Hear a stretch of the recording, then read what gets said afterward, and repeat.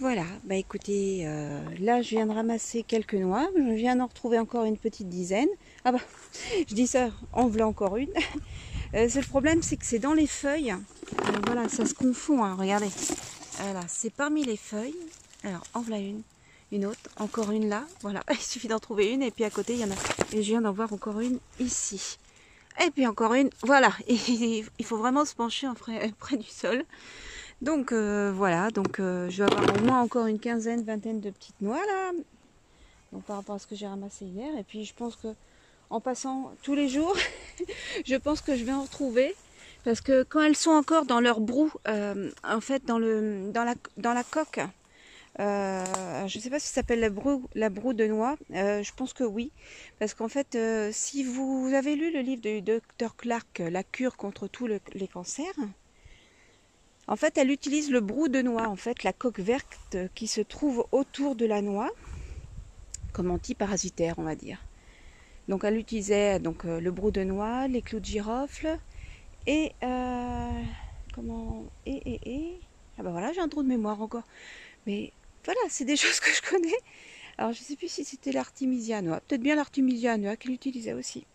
Voilà, donc pour la cure de tous les cancers. Donc elle avait du résultat aussi, hein. De toute façon, je pense qu'il n'y a pas qu'une seule solution. Pour devenir à bout de tout ça. Et quelque part, avant votre morale, sortez, allez en forêt. Franchement, je peux vous assurer, je peux pas aller bien loin parce que j'ai ma fille, mais voilà, je pense que la vie est bien faite. Elle m'a ramené la forêt chez moi. Donc c'est vrai que ayant 7000 m² de terrain, ça me permet à la fois d'avoir une bonne réserve de nourriture, hein, soit par le potager que je vais avoir fait voilà, tous les ans, par les arbres qui poussent, y compris naturellement, hein, parce que les noyers, j'en ai planté aucun. Ce sont mes petits copains les écureuils qui les plantent à notre place.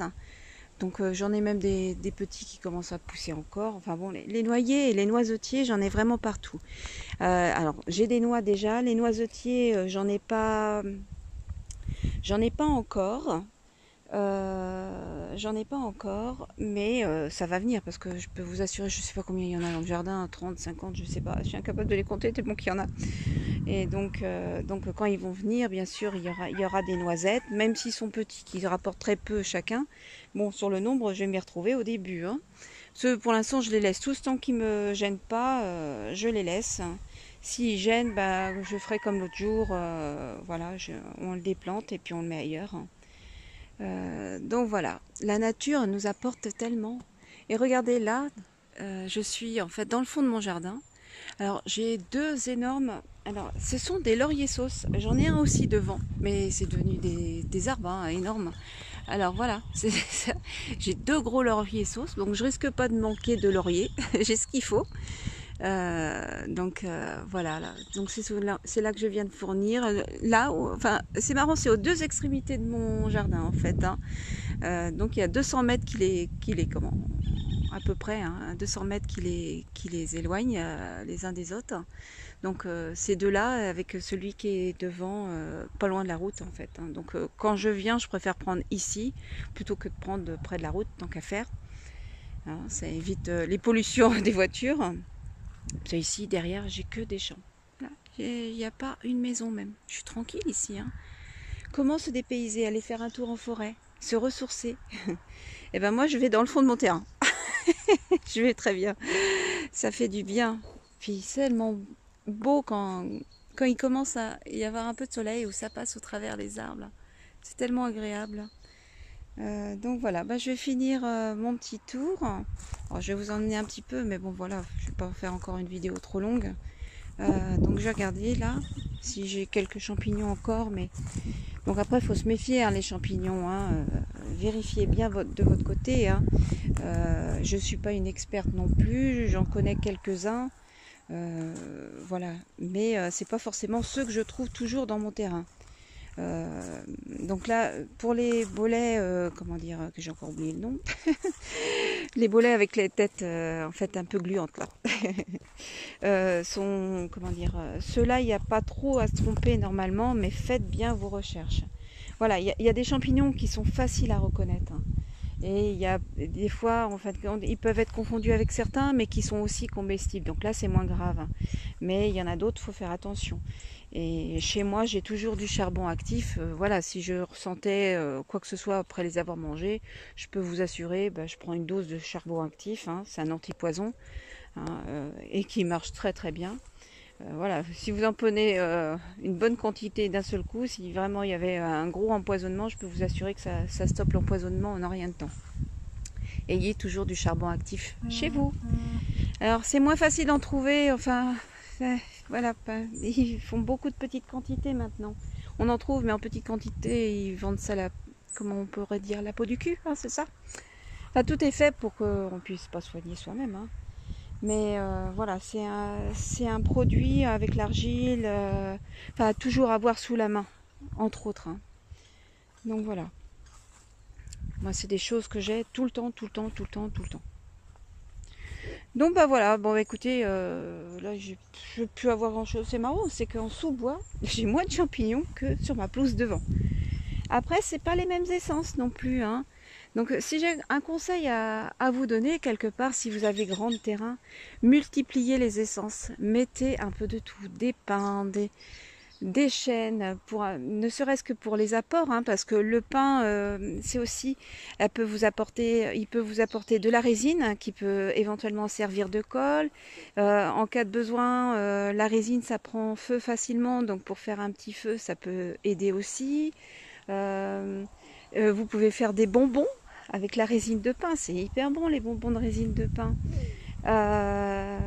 Qu'est-ce qu'il y a d'autre? Moi je sais que ça m'est arrivé quand il y a un pin où il a coupé une branche. Voilà, vous goûtez la résine, c'est super bon, ça ressemble au bonbon à la résine de pin, hein, c'est exactement ça, hein. Donc voilà, il n'y a pas le sucre et autres, mais c'est exactement ça et c'est très sain pour la santé. Quand vous avez des sapins, des petits bourgeons de sapin, tout ça, c'est pareil, ça peut faire voilà, des sirops contre la toux, tout ça. Enfin voilà.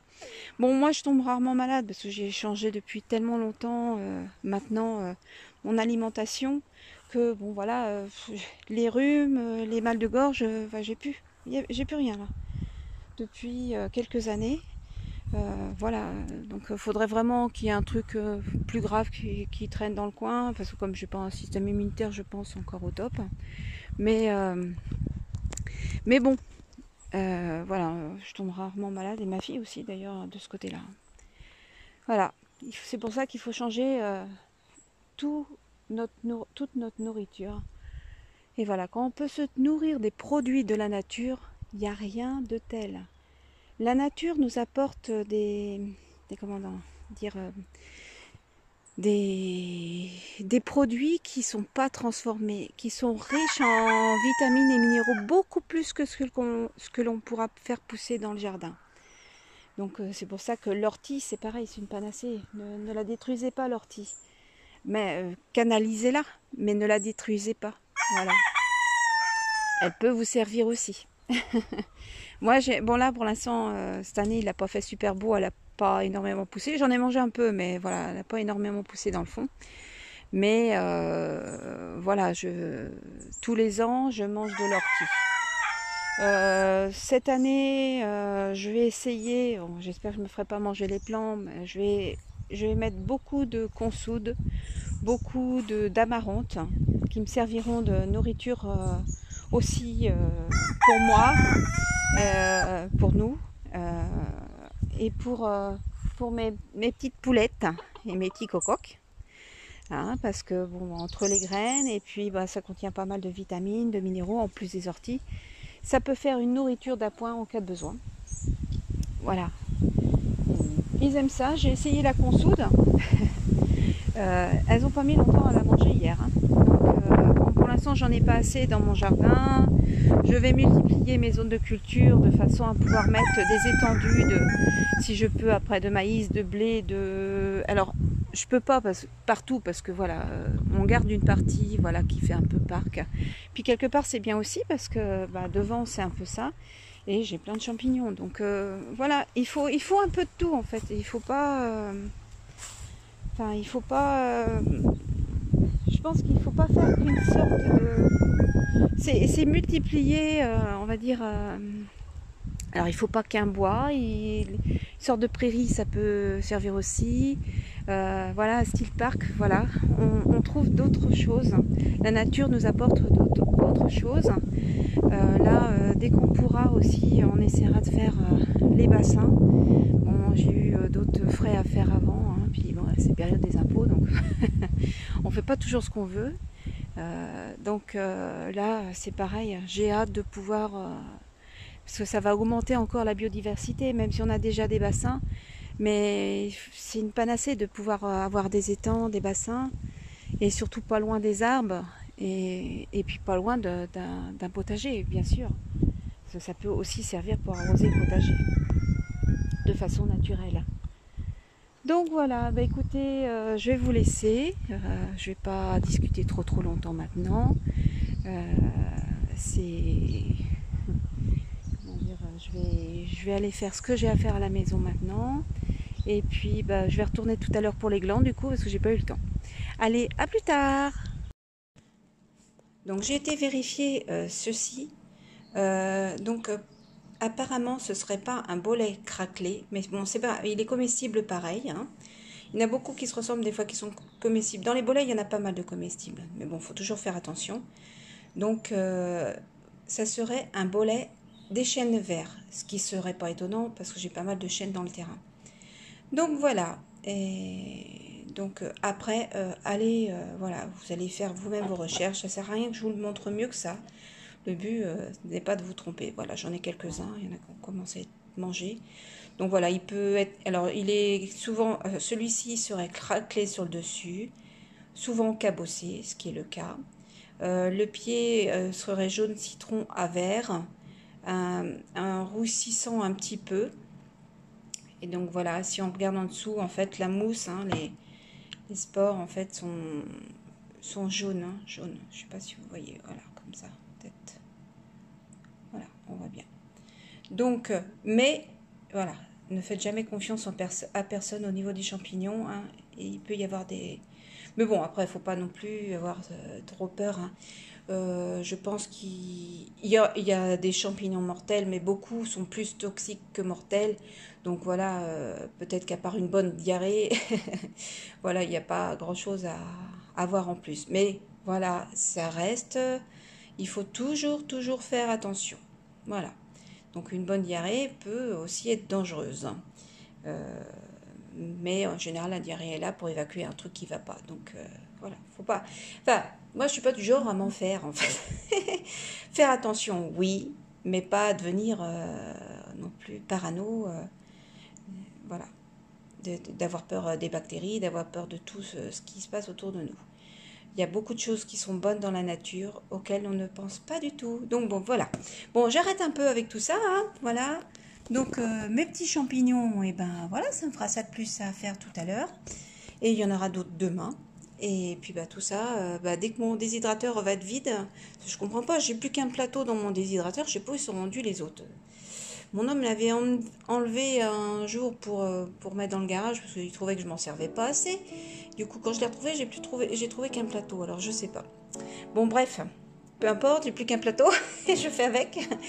Donc du coup, il arrête pas de tourner, mais entre les glands et tout, hein, comme je veux tout déshydrater, ben, il tourne jour et nuit. Allez, à plus tard.